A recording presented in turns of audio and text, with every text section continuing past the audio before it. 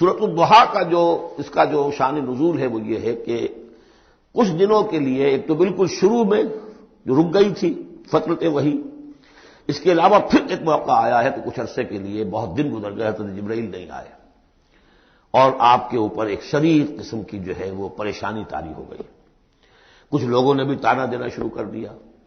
کچھ عرصے سے محمد تم نے کوئی نئی وحی نہیں سنائی، کیا ہوا تمہارا شیطان کیا چلا گیا بس اب؟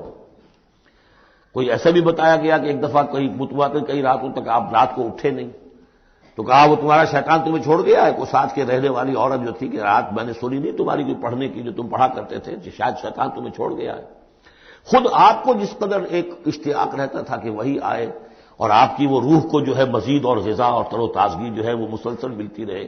اس کی وجہ سے یہاں تک آتا ہے کہ حضور فرماتے ہیں کہ اس درجے میں رنج اور غم میں تھا کہ میں سوچتا تھا کہ میں پہاڑ کے اوپر چڑھ کر اپنے آپ کو گرا دوں۔ بربنائے طب بشری اس درجے حضور کے اوپر جو ہے یہ شاخ گزر رہا تھا کہ وہی کیسے بند ہو گئی، اور اس میں یہ بھی تھا کہ اللہ ناراض تو نہیں ہو گیا، کیا مجھ سے کوئی خطا تو ایسی نہیں ہو گئی، یہ سبب کیا ہوا ہے؟ یہ ہے وہ کیفیت کہ جس کے اندر یہ آیتیں نازل ہو رہی ہیں۔ اور اب آپ اس کو سمجھ لیجئے کہ اس کا نفسیاتی اور انسان کی باطنی کیفیات کے ساتھ کیا تعلق ہے۔ انسان پر دو طرح کی کیفیات طاری ہوتی رہتی ہیں، جیسے میں نے پہلے ایک دفعہ آپ کو بتایا صدیق اور شہید کے درمیان جو فرق ہے بنیادی، کہ کچھ بنیادی طور پر لوگ ایکسٹروورٹس ہوتے ہیں، کچھ بنیادی طور پر انٹروورٹس ہوتے ہیں۔ ایکسٹروورٹس کھیل کود بھاگ دوڑ، لوگوں سے ملنا جلنا، گفتگو ہے، اسے دھکا دے دیا، اس سے مذاق کر لیا، اسی میں وہ خوش رہتے ہیں، بڑے مگن رہتے ہیں، تنہائی انہیں کاٹ کھانے کو دوڑتی ہے۔ اور ایک انٹروورٹس ہوتے ہیں کہ وہ مجلس وغیرہ کو نہیں ہوتا، اپنے تنہائی میں کہیں بیٹھے ہیں، غور و فکر کر رہے ہیں، سوچ بچار کر رہے ہیں، انہیں وہ مجلس سے زیادہ اپنا گوشہ تنہائی جو ہے وہ زیادہ عزیز ہوتا ہے۔ تو یہ دو مزاج اللہ نے بنائے ہیں۔ اسی طرح ہر انسان کے اوپر آلٹرنیٹلی کچھ کیفیات آتی ہیں جس کو ہم کہتے ہیں میرا موڈ آف ہے، ایک طرح کا قبض سا ہو جاتا ہے طبیعت میں بندش سی ہوتی ہے، کسی وقت اسی شخص کے اندر پھر انشراح سا ہو جاتا ہے، پھر ہنسنے بولنے کو جی چاہتا ہے، گفتگو کرنے کو جی چاہتا ہے۔ یہ کیفیت جب انسان کی روحانی زندگی سے متعلق ہو جائے تو اس کو پھر صوفیہ نے نام دیا قبض اور بسط۔ کبھی طبیعت میں انشراح ہے، انبساط ہے، طبیعت جو ہے وہ آبادہ ہے، ہر چیز میں روشنی کا پہلو آدمی دیکھ رہا ہے، ہر چیز کے اندر آپ کو معلوم ہے ایک تاریک رخ بھی ہوتا ہے کسی معاملے کا اور روشن رخ بھی ہوتا ہے، اس وقت انسان روشن رخ کو دیکھتا ہے۔ اور ایک وقت میں آتا ہے کہ طبیعت میں بندش سی لگ گئی ہے، جیسے اندر کوئی پکڑ لیا کسی نے، اب طبیعت جو ہے وہ بھی اپنے اندر وہ انقباض محسوس کر رہی ہے، اور پھر آدمی پیسیمسٹک ہو جاتا ہے،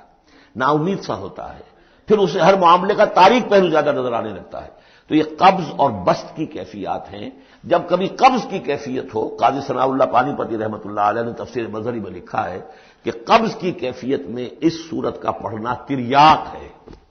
جس طرح حضور صلی اللہ علیہ وسلم کے لیے گویا کہ اس وقت جو وحی کا بند ہو جانا تھا وہ گویا کہ ایک طرح کے انقباض اور قبض کی کیفیت پیدا ہوئی تھی، اس میں اب اللہ تعالیٰ فرما رہے ہیں والضحیٰ، قسم ہے دن کے دھوپ چڑھنے کے وقت کی، واللیل اذا سجا، اور قسم ہے رات کی جبکہ وہ چھا جائے یا ساکن ہو جائے، سجا کے دونوں معنی ہے سکون۔ اب دیکھیے ان دونوں کو کیوں لائے، اس لیے کہ صبح ہے، حرکت ہے، برکت ہے، چلنا ہے، دوڑنا ہے، ہر شخص جا رہا ہے، ادھر جا رہا ہے ادھر جا رہا ہے، رات کو سکون ہو گیا، تاریکی چھا گئی اور شور ہنگامہ ختم ہو گیا۔ لیکن یہ رات اور دن دونوں ضروری ہیں انسان کے لیے، یہاں کا نظام چلانے کے لیے۔ اگر رات ہی رات ہوتی تب بھی یہ دنیا نہ چلتی، اور دن ہی دن ہوتا تب بھی نہ چلتا، تو رات بھی ضروری ہے۔ اسی طریقے سے نفس انسانی کے لیے کبھی کبھی قبض کا وقفہ بھی ضروری ہے۔ آپ اسے یہ نہ سمجھیں کہ اللہ تعالیٰ ناراض ہو گیا، یہ بھی ہماری تربیت کا ایک یوں سمجھیے کہ ایک جز ہے۔ ما ودعک ربک وما قلی، آپ کے رب نے آپ کو رخصت نہیں کیا ہے، نہ ہی وہ آپ سے ناراض ہوا ہے۔ وللآخرۃ خیر لک من الاولی، اور اس کے بعد جو وقت آئے گا اس قبض کے بعد وہ پہلی سے بھی بہتر ہوگا۔ اور میں حیران ہوتا ہوں کہ کیسے غالب نے وہ بات کہی ہے کہ جو بالکل ترجمانی ہے اس کی، رکتی ہے میری طبع تو ہوتی ہے رواں اور، یعنی یہ کہ جب میری طبیعت کے اوپر کبھی کبھی رکاوٹ سی آ جاتی ہے، اب شعر جو ہے اچھے نازل نہیں ہو رہے، لیکن جب وہ رکاوٹ سے میں نکلتا ہوں، اس قبض سے نکلتا ہوں، رکتی ہے میری طبع تو ہوتی ہے رواں اور، اس لیے کہ اس قبض کے بعد جب مرحلہ آتا ہے انبساط کا اور انشراح کا تو وہ ایک قدم آگے ہوتا ہے آدمی، اس پہلی کیفیت سے ایک درجہ جو ہے اس کا بڑھ چکا ہوتا ہے۔ وَلَلْآخِرَةُ خَيْرٌ لَكَ مِنَ الْأُولَىٰ، یقیناً پچھلی ہر گھڑی، ہر ساعت اور ہر قبض کے بعد آنے والا انبساط آپ کے لیے پہلے سے اونچا درجہ لے کر آئے گا۔ وَلَسَوْفَ يُعْطِيكَ رَبُّكَ فَتَرْضَىٰ، ان قریب آپ کا رب آپ کو اتنا کچھ دے گا، اتنا کچھ دے گا، آپ کی محنتوں کے وہ نتائج سامنے آئیں گے کہ آپ راضی ہو جائیں گے۔ اب دیکھیے پچھلی صورت ختم ہوئی تھی وَلَسَوْفَ يَرْضَىٰ، یہاں ہے وَلَسَوْفَ يُعْطِيكَ رَبُّكَ فَتَرْضَىٰ، صرف ضمیر کا فرق ہے، کیونکہ صدیق پر وہی نہیں آتی، براہ راست خطاب نہیں کیا جا سکتا، وہاں وہ صیغہ جو ہے وہ غائب کا ہے، وَلَسَوْفَ يَرْضَىٰ، اور چونکہ نبی وہ ہے جس پر وہی آ رہی ہے، براہ راست مخاطب ہے، تو وَلَسَوْفَ يُعْطِيكَ رَبُّكَ فَتَرْضَىٰ، آپ کا رب اتنا کچھ دے گا کہ آپ راضی ہو جائیں گے۔ اب یہ کہ اسی قبض کی حالت میں پھر اللہ تعالیٰ اپنے احسان جتا رہا ہے، اور یہ بہترین ہے۔ کبھی طبیعت پر ڈپریشن ہو اس طرح کی اور قبض کی کیفیت ہو تو آدمی یاد کرے کس کس مرحلے پر اللہ نے میری دستگیری فرمائی، کن کن مراحل پر اللہ تعالیٰ نے مجھے مشکلات سے نکالا، اس سے وہ حوصلہ بڑھتا ہے۔ اور اس کو بھی سمجھیے کہ اسی انداز میں علم یجد کا یتیمن فآوا، یہ سیرت النبی کے بڑے اہم حصے ہیں جو اس میں آ گئے ہیں۔ آپ کی پیدائش یتیمی میں، پوسٹیورس چائلڈ،